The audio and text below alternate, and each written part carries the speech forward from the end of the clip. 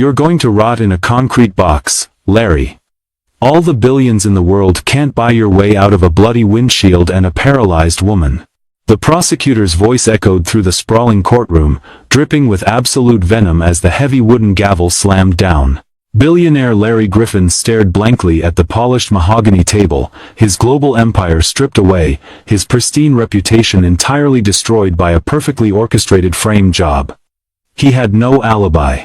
The 12 men and women of the jury were already glaring at him with pure, unadulterated hatred, their minds completely made up. But just as the judge opened his mouth to deliver the final, crushing blow that would seal Larry's fate forever, the heavy brass-handled oak doors of the courtroom violently burst open. A frail, 9-year-old girl, dragging a heavy portable oxygen tank behind her, marched down the center aisle. "Stop," she screamed, her tiny, raspy voice piercing the suffocating silence. "He didn't do it. And I have proof." Larry Griffin was not born into wealth, nor did he inherit a silver spoon. He was a man forged in the gritty, unforgiving neighborhoods of South Chicago, where survival was a daily calculation. Eventually coding his way out of poverty on a second-hand computer he salvaged from a local dump, Larry built Aegis Global from a dingy garage startup into a multi-billion-dollar cybersecurity and logistics empire. At 45, Larry was at the absolute zenith of his career. His face graced the covers of Forbes, Wired, and Time magazine. He was known throughout Silicon Valley as a ruthless businessman but a scrupulously fair one. However, the higher you climb, the harder the wind blows, and Larry had accumulated a distinct, quiet set of powerful enemies who coveted his throne. It happened on a bitterly cold, rainy Tuesday evening in November. Larry was attending a high-profile charity gala at the legendary Waldorf Astoria in Beverly Hills, an event meant to raise millions for local inner-city schools. The grand ballroom was a sea of bespoke Armani tuxedos, glittering Harry Winston diamonds, and the incessant clinking of baccarat crystal flutes. Larry stood near a towering ice sculpture, nursing a sparkling water and politely declining investment pitches, when the heavy, gold-leaf doors of the ballroom swung open. It wasn't late-arriving Hollywood A-listers. It was the LAPD. A dozen uniformed officers, accompanied by grim-faced detectives in trench coats, marched directly toward the billionaire, their heavy boots thudding against the marble floors. The string quartet abruptly stopped playing mid-note. The low hum of affluent chatter died instantly, replaced by a suffocating, terrified silence that blanketed the room. "Lawrence Griffin," Detective Miller barked, his authoritative voice carrying over the stunned crowd. "You are under arrest for grand larceny, corporate embezzlement of over $500 million, and felony hit-and-run resulting in severe bodily harm." Larry felt the blood drain from his face, leaving him pale and disoriented. "This is a joke, right? Who put you up to this? Is this Richard's idea of a prank?" Before Larry could pull out his custom platinum iPhone to call his elite legal team, cold, unforgiving steel handcuffs were violently snapped onto his wrists. The humiliation was absolute, immediate, and utterly inescapable. As he was aggressively perp-walked out of the Waldorf Astoria, the flashes of 50 paparazzi cameras exploded in the torrential rain, blinding him. They had been tipped off hours in advance. This wasn't just a routine arrest, it was a perfectly timed, highly orchestrated public execution of his character, designed to destroy his company's stock before the morning bell. The charges were staggering, reading like a thriller novel. The district attorney alleged that Larry had been siphoning off Aegis Global's offshore accounts into a private Cayman Island shell corporation for years, preparing to flee the country. But the most damning, visceral charge was the hit and run. The prosecution claimed that earlier that same evening, at exactly 7:15 p.m., Larry's signature matte, black Mercedes G-Wagon had blown through a red light on the slick Pacific Coast Highway, brutally T-boning a sedan driven by Sarah Jenkins, a beloved local elementary school teacher. She was currently fighting for her life in a medically induced coma at UCLA Medical Center. The police had found Larry's G-Wagon abandoned 3 miles from the crash site, the front end completely smashed in, the airbags deployed. They claimed Larry's fingerprints were all over the steering wheel, and a half-empty bottle of Macallan 25 was resting in the passenger seat. Larry sat in the back of the freezing police cruiser, the rain streaking down the bulletproof glass, his mind racing at 1,000,000 miles an hour. He hadn't driven his G-Wagon in 3 days. It was supposed to be securely parked in his private, climate-controlled garage in Malibu. And he certainly hadn't embezzled money from the company he bled for 2 decades to build. Someone had painstakingly constructed a titanium cage around him, and the lock had just clicked shut. The Los Angeles Twin Towers Correctional Facility is no place for a billionaire accustomed to Egyptian cotton and private chefs. The stark, jarring transition from silk sheets to a thin, painfully stiff mattress resting on a cold concrete slab was deliberately designed to break a man's spirit. For 3 agonizing weeks, Larry was denied bail. The judge, citing Larry's immense wealth, his multiple passports, and his fully fueled private Gulfstream G650 jet waiting on the tarmac at LAX, deemed him an extreme flight risk. Behind the thick, smudge-covered reinforced glass of the maximum security visitation room, Larry sat across from his lead defense attorney, Arthur Sterling. Sterling was a senior partner at the prestigious Kirkland & Ellis law firm, a man who usually projected absolute confidence. Today, Sterling looked haggard, his usually immaculate silk tie loosened, deep bags under his eyes. "It's bad, Larry. It's worse than bad. It's an absolute slaughter," Sterling said, dropping a massive stack of manila folders onto the metal counter with a heavy thud. "The DA is going for blood, and the media is handing them the sword. They have pristine banking records with your verified digital signature authorizing the offshore transfers. They have encrypted GPS telemetry from the Mercedes onboard computer placing the vehicle at the exact coordinates of the crash at the time of impact. They even have an eyewitness who swears under oath they saw a man matching your exact height and build sprinting away from the burning wreckage in the rain." Larry slammed his fist against the glass, the frustration boiling over. "It's Richard. I know it's Richard Vance. He's the only one with the top-tier administrative access to fake my digital signatures on the blockchain, and he has a spare key fob to the G-Wagon kept in the office safe." Richard Vance was Larry's co-founder and the chief financial officer of Aegis Global. For years, Richard had lived in Larry's shadow, growing increasingly bitter as Larry became the face of the company while Richard managed the spreadsheets. Recently, Larry had discovered massive, systemic discrepancies in Richard's accounting and had quietly planned to fire him, taking the company private and entirely cutting Richard out of a multi-billion-dollar payout. "We suspect Richard, yes. I know he has motive," Sterling sighed, rubbing his temples in exhaustion, "but suspecting and proving are 2 vastly different universes in a court of law. Richard has airtight, impenetrable alibis. He was sitting courtside at a televised Lakers game at the Crypto.com arena at the exact time of the crash. We have high-definition broadcast footage of him eating a hot dog while Sarah Jenkins' car was struck, and worse. While you've been in here, rotting in this cell, the board held an emergency vote. Richard has been named interim CEO. He's already liquidating your shares and issuing press releases condemning your reckless actions."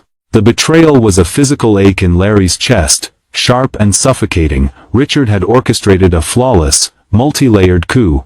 By pinning the massive embezzlement on Larry, Richard could comfortably hide his own financial crimes. By framing him for the horrific hit-and-run, he ensured Larry would be locked away in a maximum security prison for decades, unable to fight back or audit the company's books. "What about my alibi?" Larry asked, his voice dropping to a desperate whisper, searching his lawyer's face for a shred of hope. "Arthur, you know where I was at 7:15 p.m. that night. I told you the truth." Sterling looked away, a grim, defeated expression on his face. "I went to Cedars-Sinai Medical Center, Larry. I personally spoke to the hospital administrator. I demanded the security footage of the pediatric oncology ward from that night.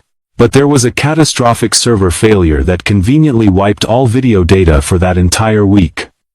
The server logs were totally corrupt, infected with a custom malware strain. Furthermore, because you insisted on visiting under the alias Mr. Lawrence and strictly wore a surgical mask and a pulled-down baseball cap to avoid PR stunts, none of the nurses on rotation can positively identify you under oath. To the jury, your alibi is going to sound like a desperate, insulting, entirely fabricated lie to save your own skin." Larry leaned back against the cold cinderblock wall, the horrific reality completely washing over him.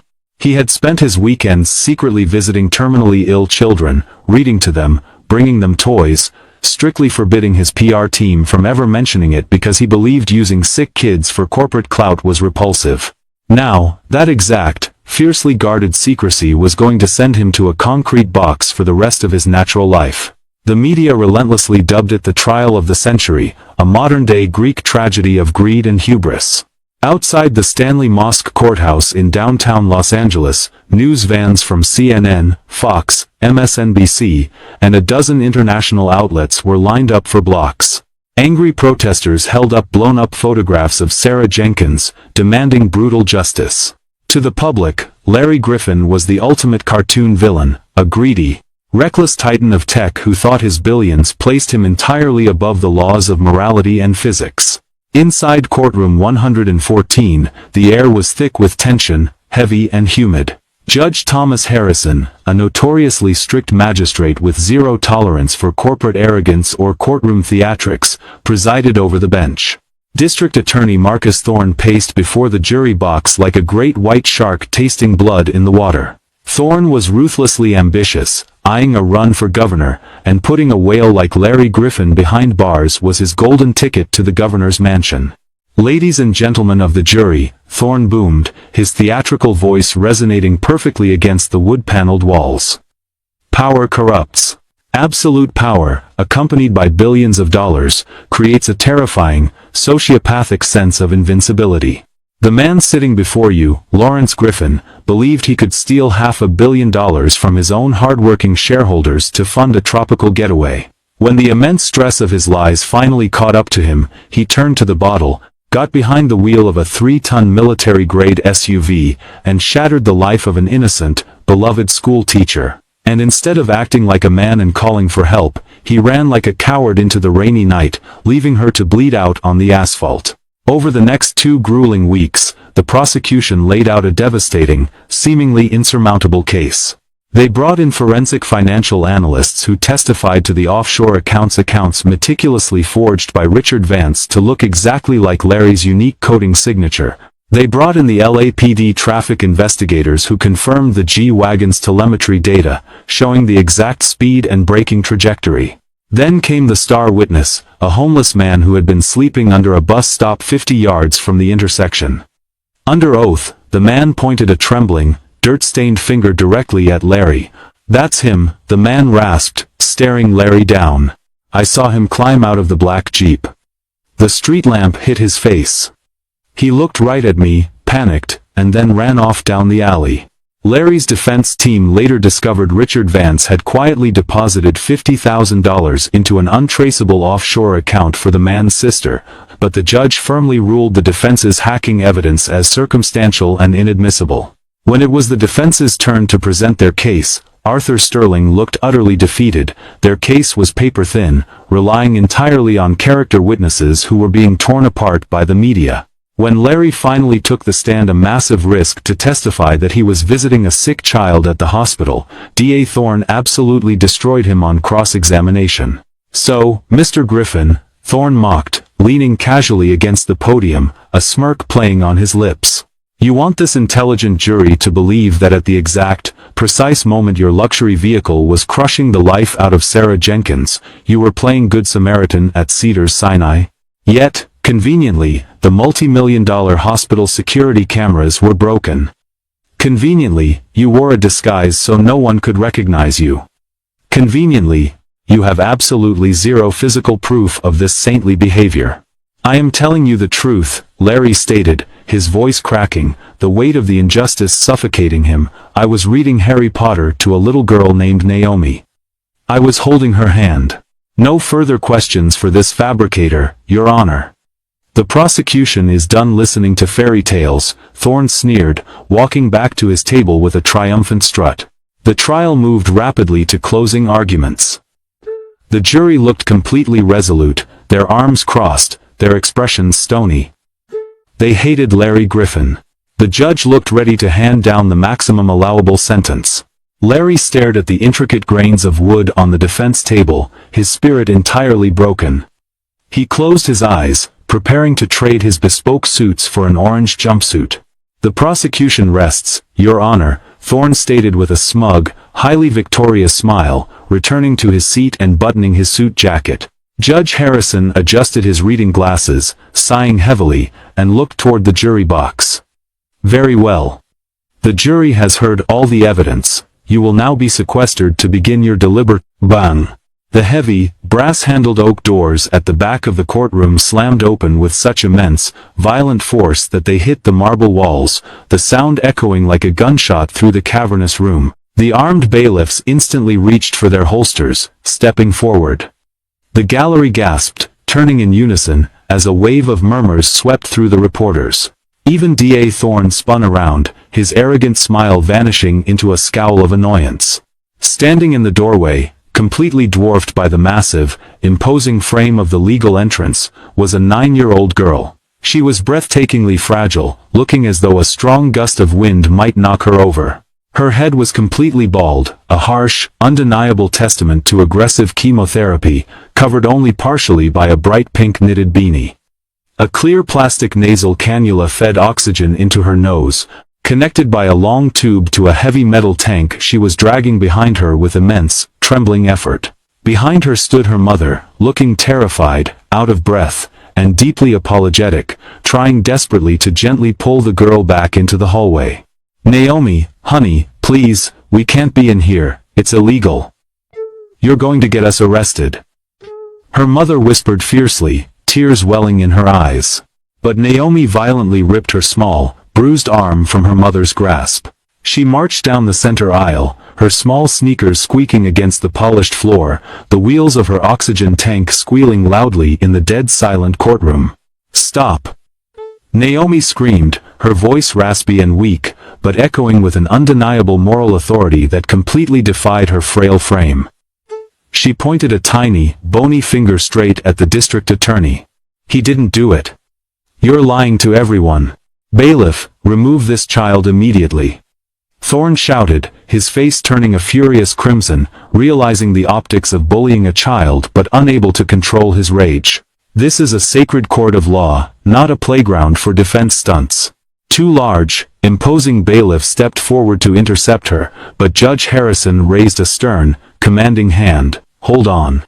Stop right there. The judge looked down at the tiny girl from his high bench, his notoriously harsh demeanor softening slightly at the sight of the medical equipment. Young lady, who are you, and why are you interrupting my courtroom in the middle of jury instructions? Naomi stopped right behind the wooden railing separating the packed gallery from the defense tables. She looked past the lawyers and locked eyes with Larry. Larry's eyes were wide with sheer, unadulterated shock, tears instantly brimming in them and spilling over his cheeks. It was Naomi. The brave little girl he had spent countless hours with, the girl fighting a brutal war against stage 4 neuroblastoma. My name is Naomi Peterson, she said, looking back up at the imposing judge fearlessly, squaring her tiny shoulders. And Mr. Larry didn't hurt that lady. He couldn't have driven that car. Because at 7:15 p.m. on that Tuesday, when it was raining, he was sitting on my hospital bed. And I have proof. A collective gasp ripped through the press box. Reporters began frantically typing on their laptops, sensing the story of a lifetime unfolding before their eyes. The courtroom erupted into chaotic, deafening murmurs. Your Honor, this is an absolutely outrageous, highly unethical defense stunt. Thorne bellowed, violently slamming his fist on his table, his composure entirely gone. The defense is manipulating a sick child to prey on the jury's emotions. I demand an immediate mistrial or for the gallery to be cleared at once. Arthur Sterling, Larry's lawyer, looked just as completely shocked as the prosecution. He stood up, hands raised in surrender. Your Honor, I swear to you, the defense had absolutely no knowledge of this. We did not orchestrate this. We don't even know how she knew to come here. Judge Harrison grabbed his gavel and banged it rapidly. Order. I will have order in this court. He leaned far over his massive wooden desk, staring intently at Naomi.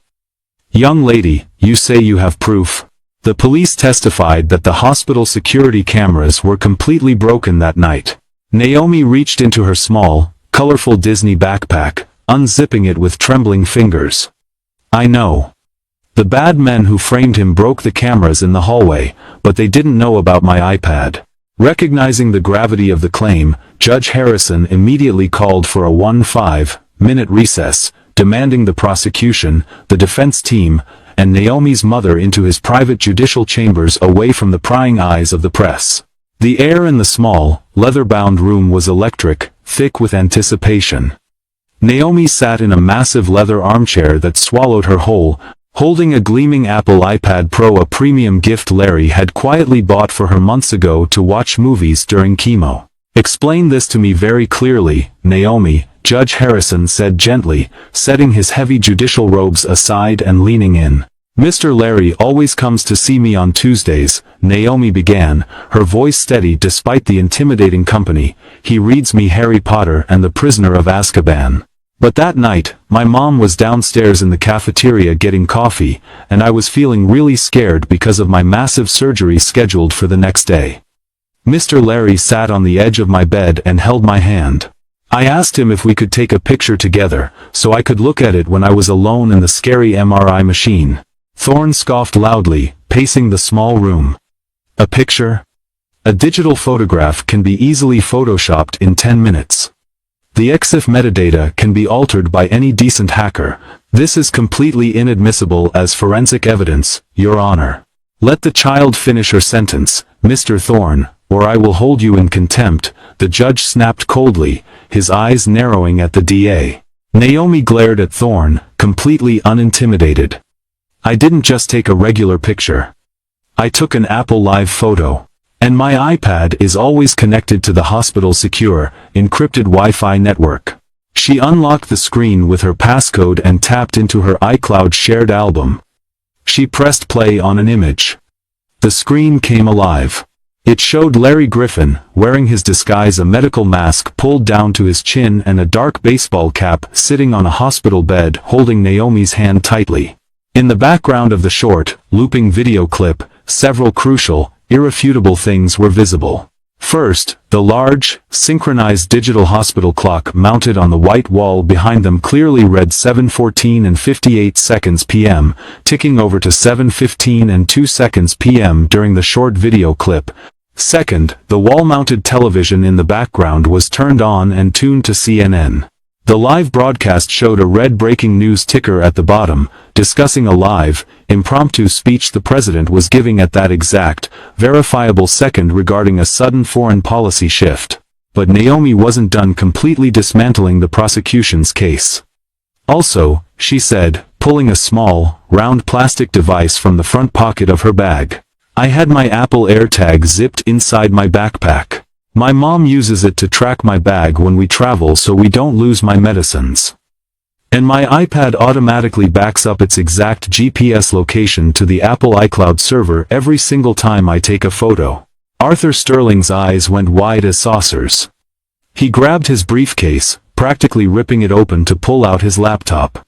"Your Honor, we can verify this instantly with a subpoena. Apple's iCloud server logs are completely immutable. They are blockchain secured. They cannot be altered by a third party after the fact, and certainly not retroactively by a 9-year-old girl." Within 30 agonizing minutes, the LAPD Cyber Crimes Unit ordered directly by the judge to bypass all red tape accessed the Apple servers. The verification was absolute, mathematically perfect, and devastating to the prosecution. The cryptographic signature of the live photo proved beyond a shadow of a doubt it was taken natively on that specific iPad, at exactly 7:15 p.m., at the exact pinpoint GPS coordinates of the Cedars-Sinai Pediatric Ward. Furthermore, the high-quality audio embedded in the live photo captured Larry's distinct, deep voice saying, "You're going to be okay, kiddo. I'm right here. I'm not going anywhere." DA Thorne collapsed into a chair, looking like he was going to be physically sick. His political career was evaporating before his eyes. The prosecution's timeline was completely and irreparably shattered. If Larry Griffin was sitting in a hospital room in Beverly Hills at 7:15 p.m. comforting a sick child, it was physically impossible for him to be driving a Mercedes crashing on the Pacific Coast Highway 30 miles away at the exact same moment. The collapse of the prosecution's airtight case was not just rapid, it was highly explosive. When court resumed, the gallery was buzzing like a beehive.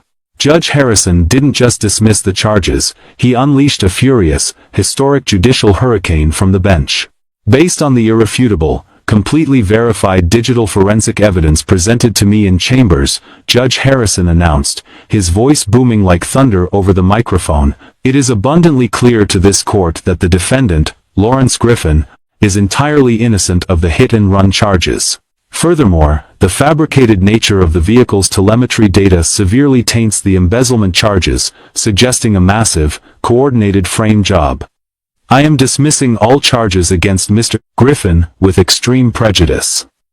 The state may not refile. Mr. Griffin, you are a free man. And Mr. Thorne, I suggest you look closely at your own witnesses." The courtroom erupted into a deafening roar of cheers and shocked gasps. Larry collapsed heavily into his chair, weeping openly, his face buried in his hands as the weight of the last few months vanished. He turned, pushed past the wooden railing, and rushed to the gallery, dropping to his knees on the hard floor to hug Naomi, completely disregarding the flashes of cameras wildly snapping around them. "Thank you," he sobbed into her tiny shoulder, trembling. "Thank you, Angel. You saved my life." But the story didn't end there in the courtroom. Karma, when it finally swings back around, swings with a heavy, spiked iron bat. The LAPD Cybercrimes Unit, humiliated by being duped, didn't stop at verifying Naomi's iPad. Because the GPS data on Larry's G-Wagon had been definitively proven as a highly sophisticated forgery, they began investigating how it was forged. A deep, relentless dive into Aegis Global's internal servers revealed a sloppy, hastily constructed VPN trail. The IP address used to alter the vehicle's computer and frame the massive offshore banking transfers traced directly back to an ultra-luxury, private penthouse in Santa Monica. The penthouse belonged to Richard Vance. 2 days later, Richard Vance was sitting arrogantly in the CEO's chair in the glass-walled boardroom of the massive Salesforce Tower, celebrating his flawless hostile takeover with a glass of 5-0-year-old scotch. He was mid-toast when the glass doors didn't just open, they were shattered by a battering ram.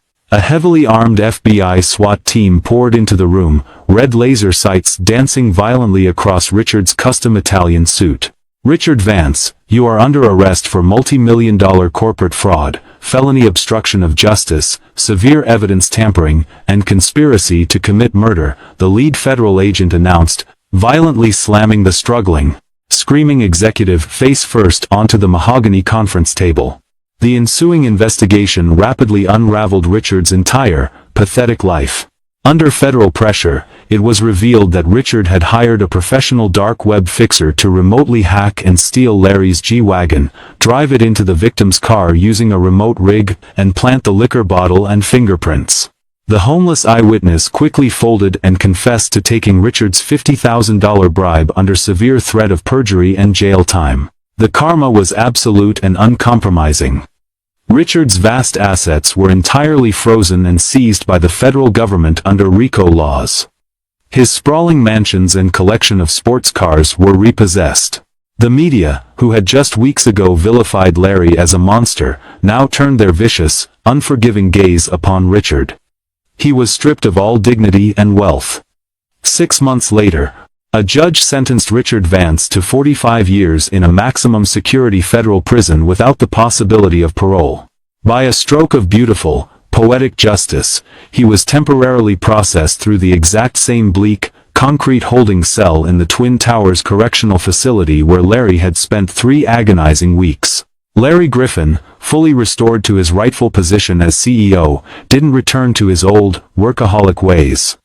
The brutal ordeal had profoundly and permanently changed his soul. He quickly took Aegis Global private, using his vast, newly secured wealth to establish the Naomi Peterson Foundation. He dedicated an initial endowment of $1 billion specifically for pediatric cancer research and for providing free, world-class medical care for low-income families who couldn't afford treatments. Sarah Jenkins, the teacher injured in the terrible crash, miraculously woke from her coma 3 weeks later. Larry visited her personally, explained the entire truth, and paid for her top-tier rehabilitation out of his own pocket, setting up a massive trust to ensure she lacked nothing for the rest of her life. And as for Naomi, thanks to a groundbreaking, highly experimental immunotherapy treatment fully funded and fast-tracked by Larry's foundation, she fought fiercely and went into complete, total remission.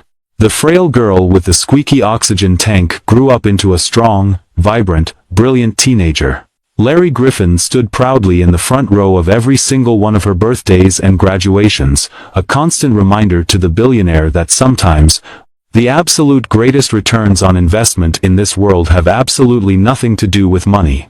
Wow, what an incredible, heart-stopping story of absolute betrayal and the ultimate, satisfying twist of justice. It just goes to show that the truth always finds a way to pierce through the darkness, sometimes coming from the most unexpected, smallest heroes among us. Naomi's unbelievable bravery not only saved an innocent man's life from ruin but brought a corrupt, greedy villain exactly the brutal downfall he deserved. Hard karma really never misses its target. If you were on the edge of your seat during this dramatic courtroom showdown and loved seeing Richard get what was coming to him, please smash that like button. It really helps the channel grow and lets us bring you more amazing stories. What did you think of Richard's brutal downfall? Was 45 years enough, or did he deserve worse? Let me know your thoughts in the comments below. I read every single one. Don't forget to share this video with your friends.